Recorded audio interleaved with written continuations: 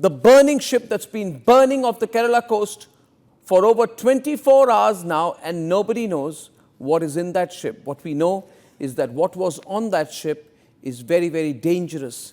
It's very, very hazardous. And we know that something's not adding up in this story about the burning ship called the Wan Hai 503. Yes, that is the name of the burning ship which was operating on the China-India Express service connecting key ports in East Asia, China, Hong Kong, Southeast Asia, Singapore, Malaysia, South Asia, Sri Lanka, India. And then this ship, ladies and gentlemen, was on the way to the port near Mumbai.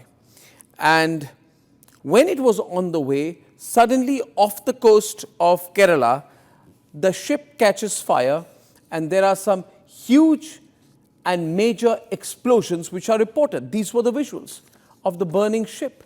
And then people started reporting the ship and saying that there is a ship which is burning, and it's called the Wan Hai 503.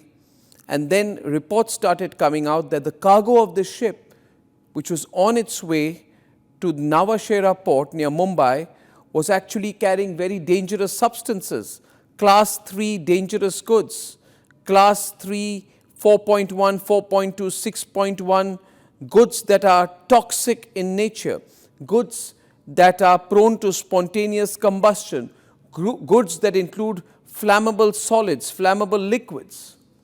And there were so many explosives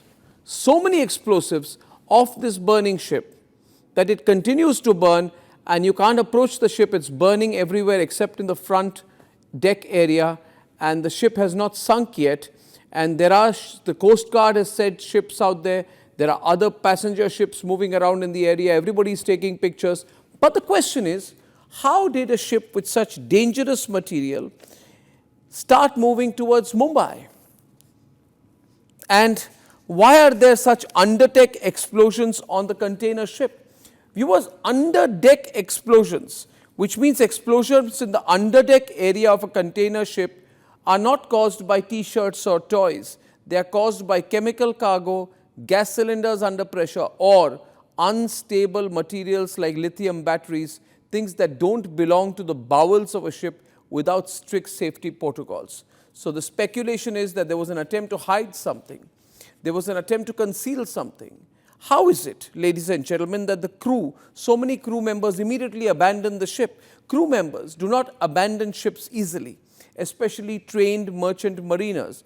They are trained to take care of situations like this. If 18 out of 22 crew members jumped into lifeboats, then it means they were aware of something inside that ship, and these are the pictures of those crew members being taken out, which means the crew members were aware that the fire and explosions in the cargo ship, which is now burning off the coast of Kerala, are fatal given the nature of the consignment. Now, how many things were there in the consignment? How are there 49 containers which have suddenly and mysteriously gone missing? As per the government's version, the ship had 1,803 containers on board. The shipping company's estimate says there are 1,754 containers on board. That's a difference of 49 containers. More than 40 containers reportedly jumped out and fell into the sea following multiple explosions and a fire on board.